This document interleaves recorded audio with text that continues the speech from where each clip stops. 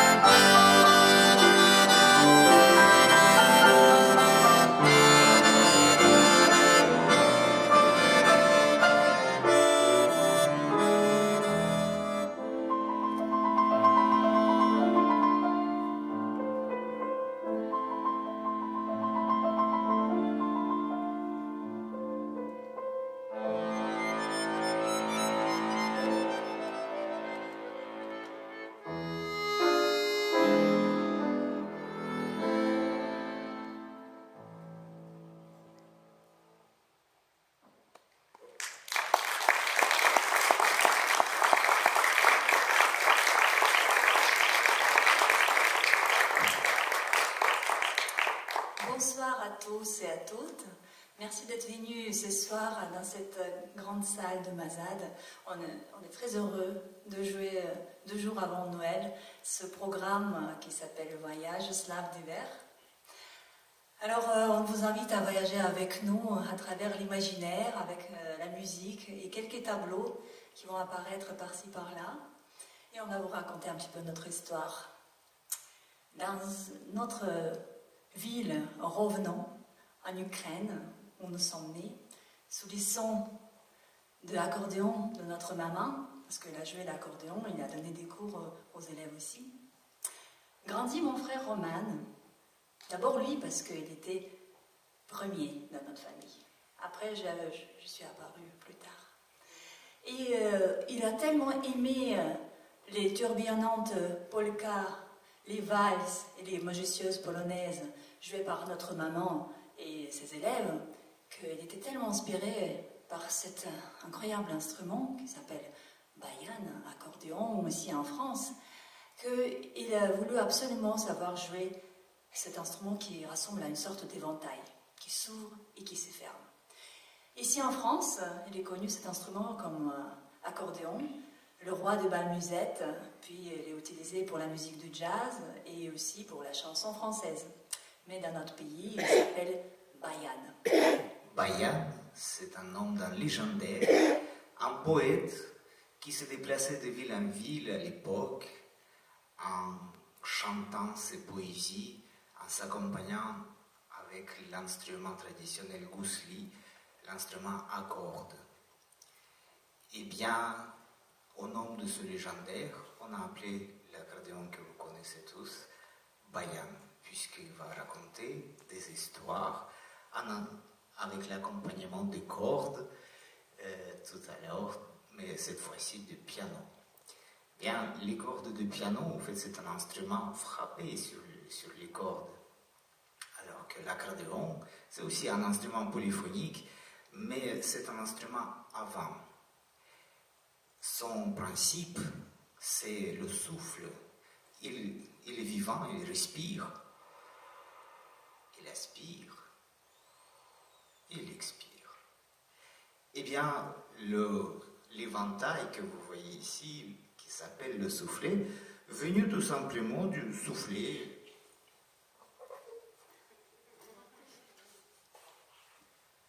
Quand on faisait réchauffer les braises, les faire rougir, en fait, et faire créer des étincelles. Ce souffle, il fait vibrer une hanche métallique. Cette hanche métallique qui est posée sur la plaque, sous la compression d'air, elle fait le son.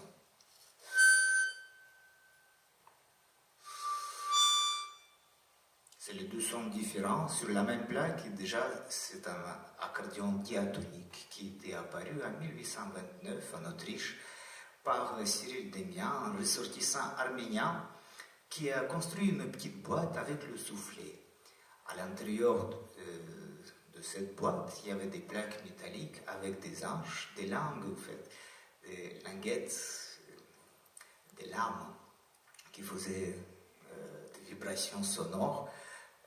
Avec les différentes tailles de ces hanches, on entendait les différentes sonorités. C'était un accord. En tirant, c'était un accord, en poussant, c'était un autre accord, et c'est pour cette raison qu'il l'a appelé accordéon. Il n'y en avait que 5 touches. Depuis, cette petite boîte, elle a bien évolué. D'abord, il a commencé à grandir un tout petit peu, comme vous voyez ici. Ça, c'est l'instrument par lequel j'ai commencé encore tout petit, qui était fabriqué dans la ville de Tula, vers Moscou. Mais c'est aussi, comme je disais, l'accordéon, il a gardé un petit peu son principe dans la main gauche. Quand on appuie sur une touche, on peut entendre un accord majeur, ensoleillé, un accord mineur, plus triste, et un accord qui a une attirance vers la stabilité, un accord septième. À vous souhaiter. Eh bien, il il y a aussi les rangées de basses pédales. Comme vous le savez, le grand-père du piano, c'est l'orgue. Il y a des grosses tubes à l'orgue, il y a aussi le pédalier. Et le pédalier, il fait des grosses basses. À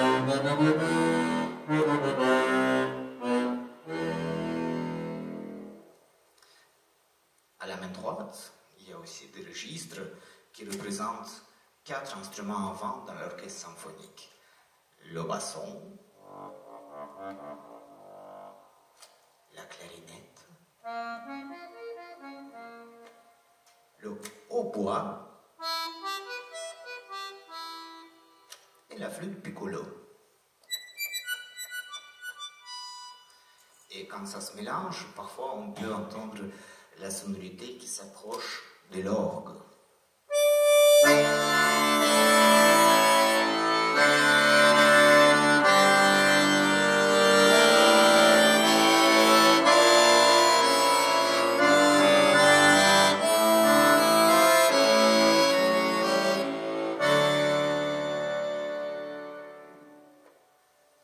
Mais revenons à nos instruments avant qu'on souffle dedans. Tout à l'heure, je vous ai parlé de la flûte. Quand mon fils il était tout petit, il disait, et il jouait beaucoup avec une flûte à bois, comme ça, flûte à bec. Et il disait, je veux jouer la flûte. Pour la flûte, je ne trouvais pas les doigtés. Alors on a trouvé une solution. On a trouvé un instrument qui s'appelle accordina, avec des touches, comme des touches boutons d'accordéon, mais on peut souffler dedans. Et justement, puisqu'on parlait de la flûte, et on commence avec la musique un peu historique, classique, on va vous interpréter une pièce de Johann Sebastian Bach pour la flûte et l'orchestre, c'est Badinerie.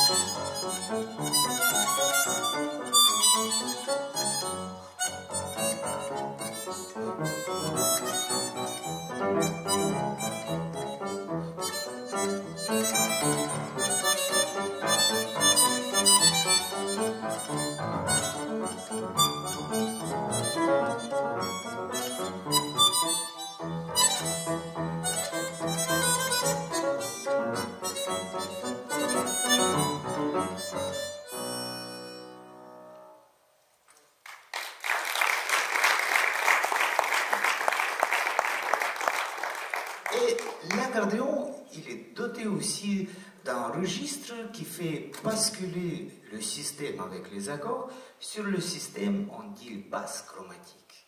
Chroma, c'est le couleur, et comme dans l'arc-en-ciel, il y a 7 couleurs principales avec tous leurs dégradés, il y a bien 7 notes avec leurs dièse et bémol. Du coup, on peut jouer les mêmes pièces que le piano. Et la même pièce que vous avez entendue tout à l'heure avec l'accordina, mais en rajoutant quelques musiciens de plus à la main gauche, on va refaire les reprises.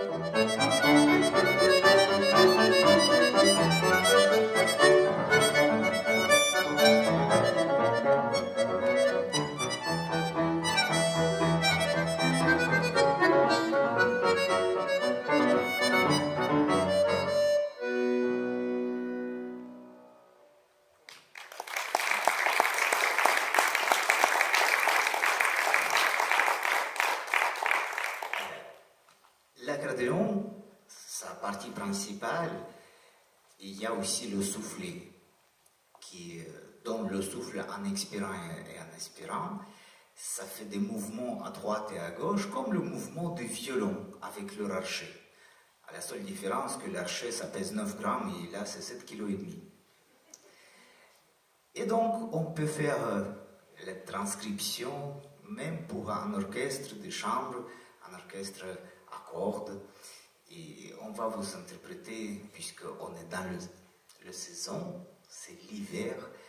Antonio Vivaldi a écrit 4 saisons et on va vous interpréter un extrait, l'hiver.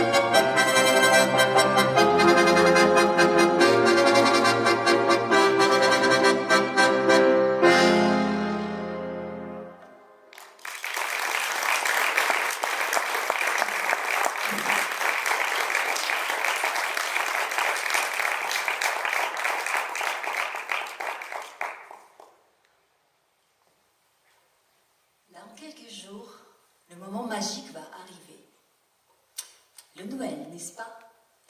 Tous les enfants aiment recevoir les cadeaux. Est-ce qu'il y a des enfants dans la salle qui espèrent avoir plein de cadeaux dans 2 jours? Oui. Ben alors moi, quand j'étais toute petite, j'ai reçu un cadeau pour Nouvel An, une grande enveloppe. Et dans cette enveloppe, il y avait un billet pour aller dans un théâtre d'opéra et ballet. Alors j'étais toute contente parce que c'était mon préféré ballet qui s'appelait Casse-Noisette. En russe, on appelle Shiukunchuk. Alors moi, j'ai adoré le ballet. je voulais vraiment devenir moi-même la danseuse. Mais on m'a nourri avec beaucoup de crème fraîche pour être vraiment bien de Dieu pour résister au froid sibérien. Et du coup, je devais vraiment mettre mon rêve du côté. Alors, je vais vous montrer un petit personnage. C'est quoi? C'est Casse-Noisette. Alors, c'est Casse-Noisette. Ouais, mon préféré. Ben, en fait, c'est comme dans l'histoire. Ce casse-noisette, il était offert à jeune fille Marie avant Noël, ou avant le Nouvel An. Et il s'est transformé par la magie à minuit en un prince charmant. Et donc c'était une grande histoire d'amour peut-être. Donc je vais vous présenter 2 petites pièces de ce ballet, puisque je ne peux pas danser à cause de crème fraîche, je peux danser avec mes doigts. Et je vous présente alors la marche et la danse de Fée Dragée.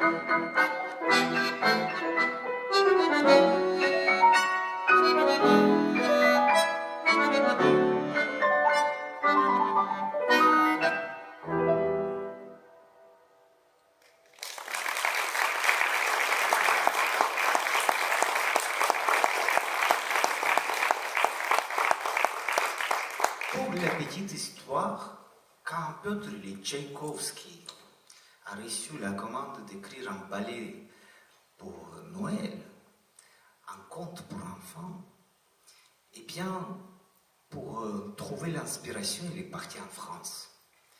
Il est venu à Paris et en visitant un salon de la musique, il a trouvé un instrument avec la sonorité très célestante comme ça. Et d'ailleurs, ça s'appelait Céleste. Elle a composé cette danse, la dernière danse de pas de fée dragée, pour cet instrument. Et maintenant, tous les théâtres d'opéra, après, ont commandé rien que pour cette danse, avant, cet instrument depuis la France. Donc depuis la France, il y a plein de choses qui voyagent culturellement parlant en Russie. Par exemple, Pierre Legrand, il a fait venir le sapin de Noël et aussi le principe de Père Noël, en fait, qui s'est transformé en papier gel. Et le sapin de Noël, avec les guirlandes qui sont venues aussi, le principe de la France, a bien ancré dans notre culture aussi. Et ça devient très magique parce qu'on arrive pour jour de l'an, on se ressemble autour du sapin de Noël. Tous les enfants sont déguisés en petit lapin, en petit loup, et font des rondes, et racontent des poésies, chantent des chansons. Et une de ces chansons, c'est la chanson de Petit sapin de Noël, le petit sapin qui poussait dans la forêt en attendant la rencontre magique avec les enfants. Donc on va vous interpréter l'ouverture de Nouvel An.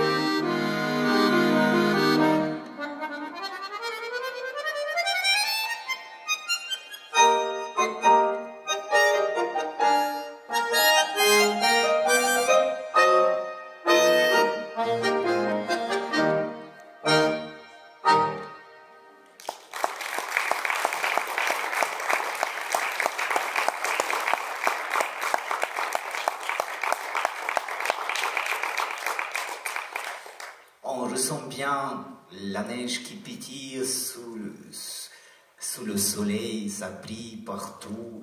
Vous imaginez bien la neige.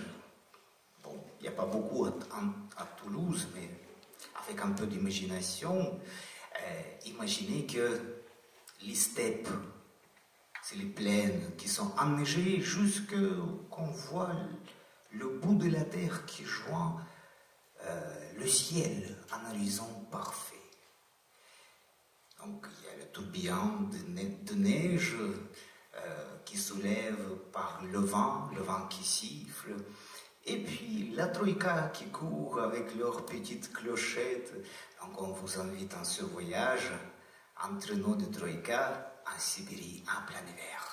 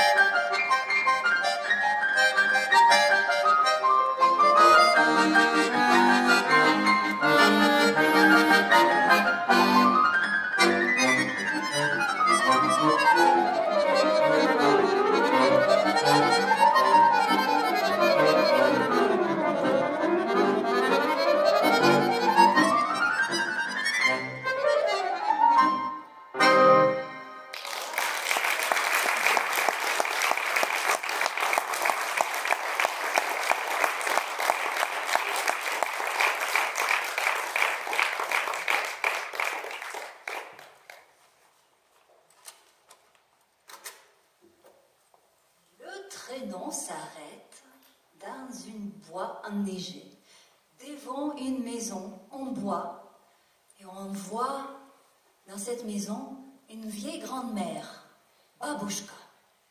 Elle nous invite de boire un thé chaud près de cheminée, tout chaud aussi. Et avec sa voix envoûtante, elle nous raconte 4 contes.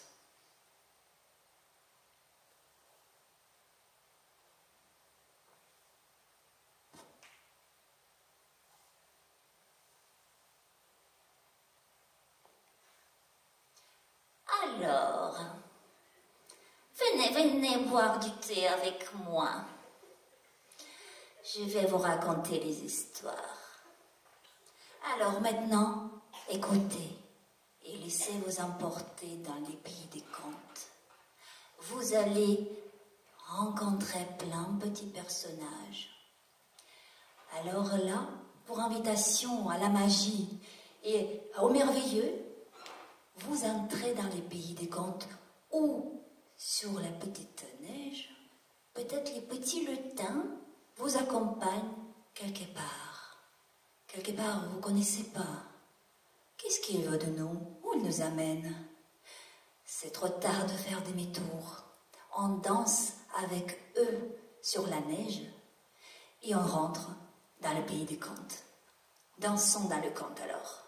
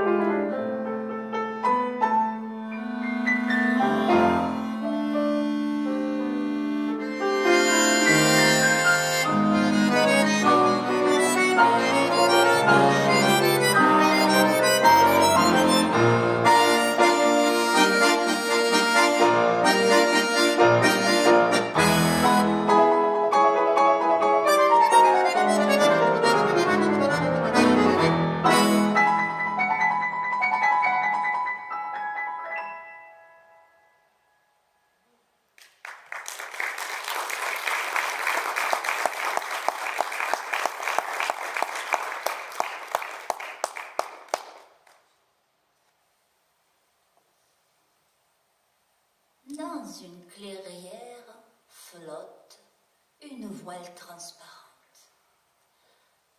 À travers elle, comme dans une brume légère, apparaît la princesse endormie. Le temps s'arrête autour d'elle. Pas un chant d'oiseau, même pas un murmure du vent.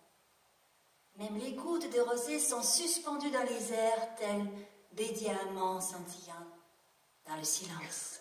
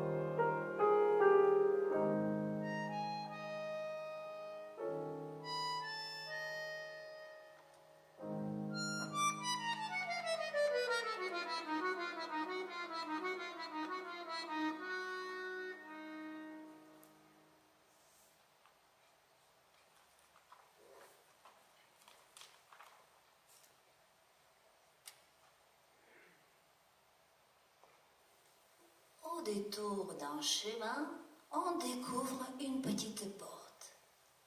La porte s'ouvre comme par la magie, et voilà que résonne à nos oreilles le son cristallin d'une boîte à musique.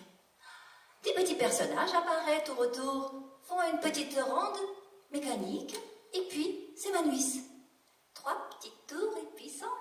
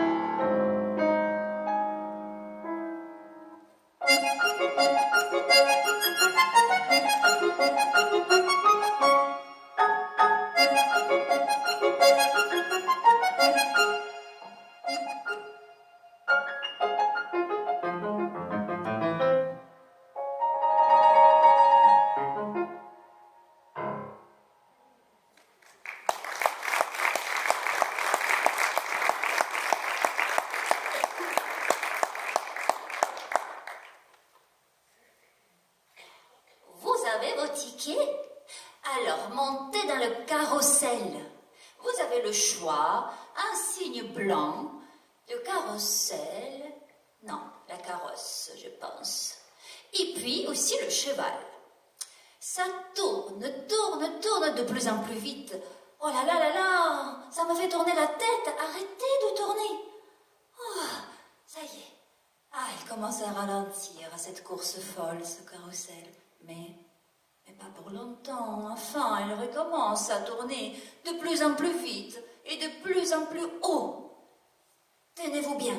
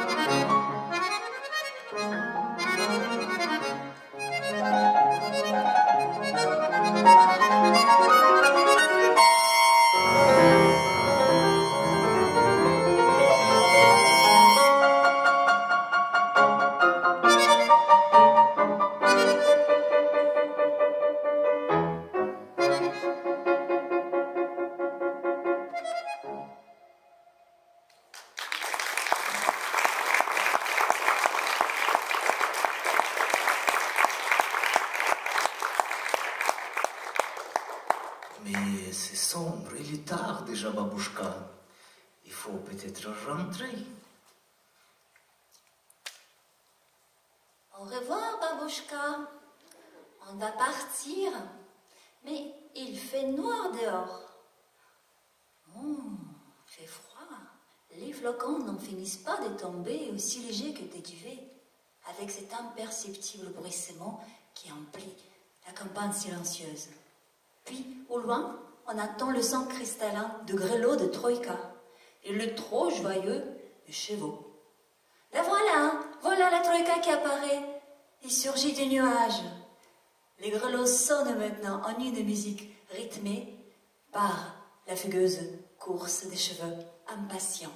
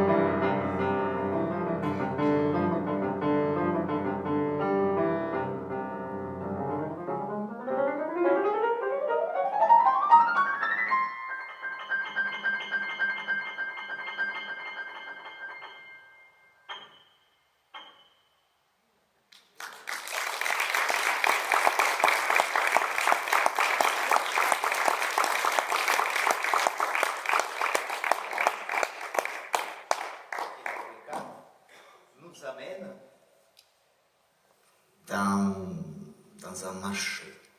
Rentrons en show. Il y a le sapin de Noël qui brille, les enfants qui dansent. Et il y a plein de choses qui se passent.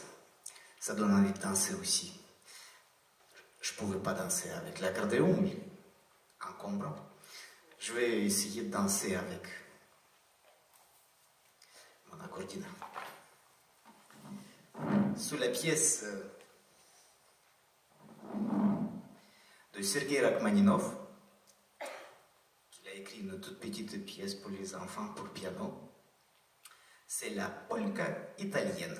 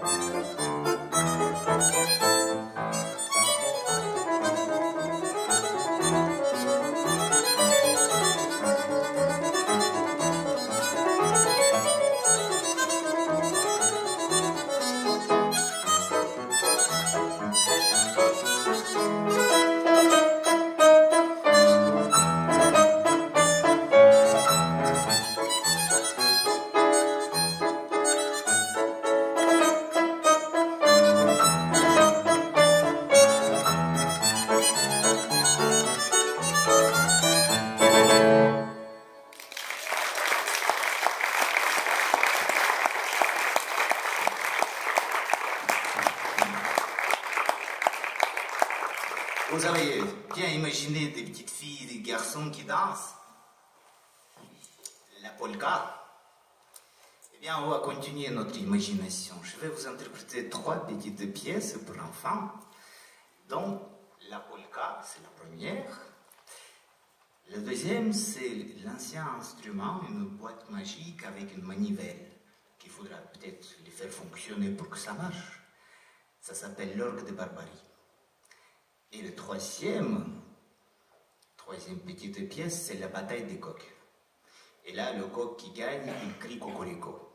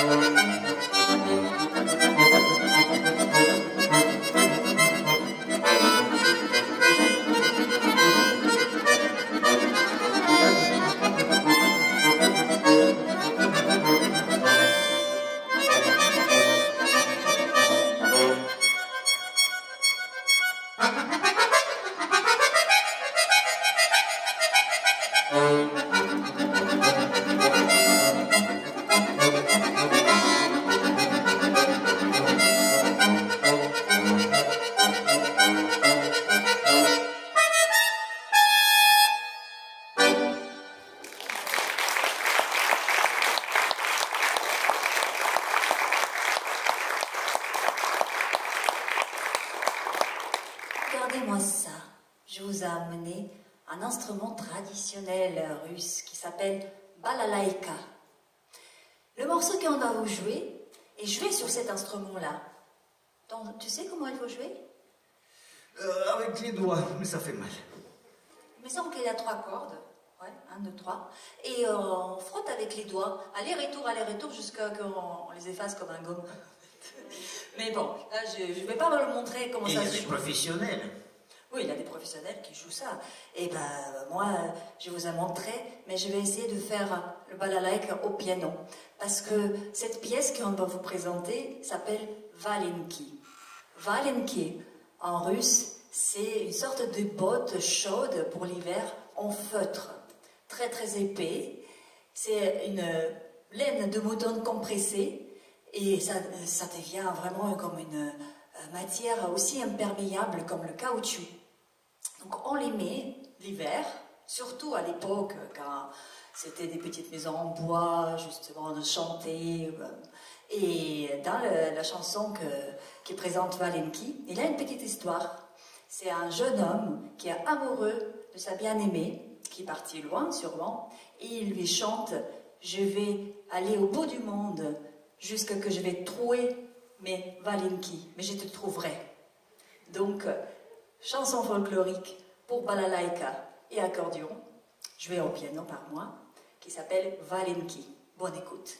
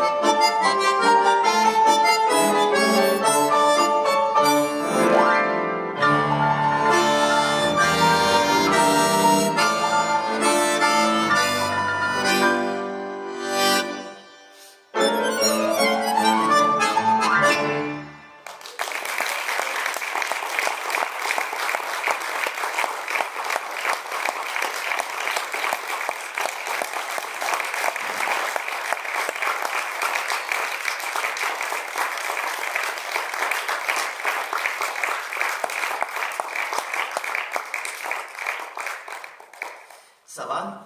Oui. Vous n'avez pas eu trop froid? Non. Mais ça la dégoûte quand même. Eh bien, avant de terminer, on aimerait remercier toute l'équipe du Théâtre Mazade, l'association sur la route des bananes et bien sûr le piano qui était emmené jusqu'à là. Il a parcouru plusieurs kilomètres. Anya, elle va vous raconter mieux. Oui, je voulais dire merci beaucoup à vous qui vous êtes venus ce soir. C'était pas évident parce que c'est vrai qu'il fait froid, hein. Et puis il y a des fêtes et on est très très heureux de vous voir dans cette salle. Donc on voulait dire merci beaucoup à la régie, à Jean-Paul Weiss, à tout le monde qui nous a programmé dans cette salle, Nathalie Cousin, il y a Bérangère et Maë qui nous a beaucoup aidés. Donc on a une grande chance aujourd'hui de jouer dans cette salle et nous sommes très très heureux. Et donc la dernière pièce, ça va être dédié à vous tous et avec les grands remerciements, et c'est Roman qui va les présenter. Oui, en général, cette pièce, je jouais en tant que soliste avec un grand orchestre d'instruments populaires. Il y avait 60 musiciens derrière. Là, actuellement, ils n'ont pas eu leur visa. Mais Anya, elle va me faire la partie d'orchestre. Donc, sous vos applaudissements, orchestre Anna Jbanova. Bravo.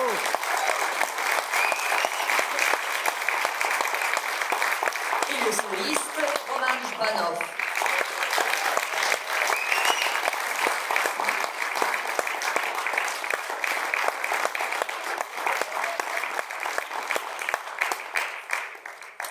En général, on s'accorde toujours avec l'orchestre.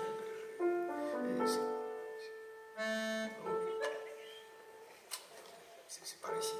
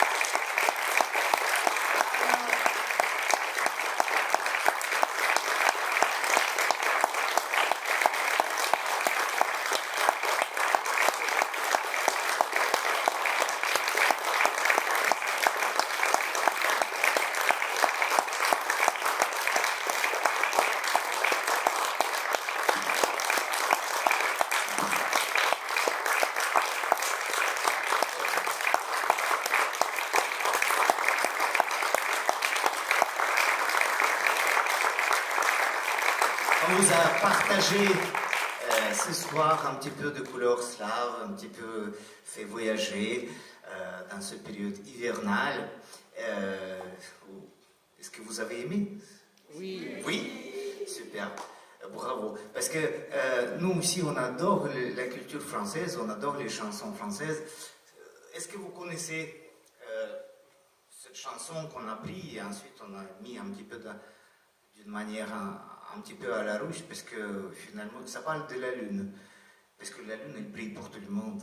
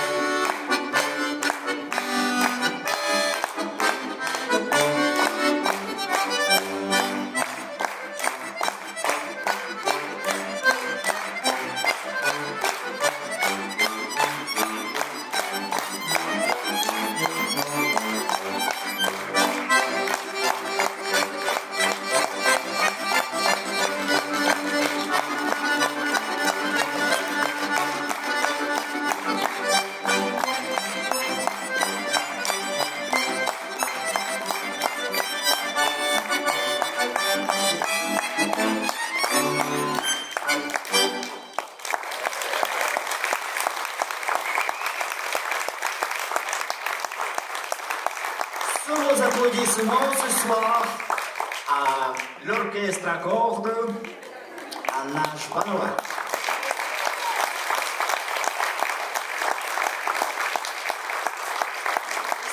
Applaudissements, grand soliste d'accordéon, lauréat de concours mondiaux et de trophées mondiaux, Roman Žbanov.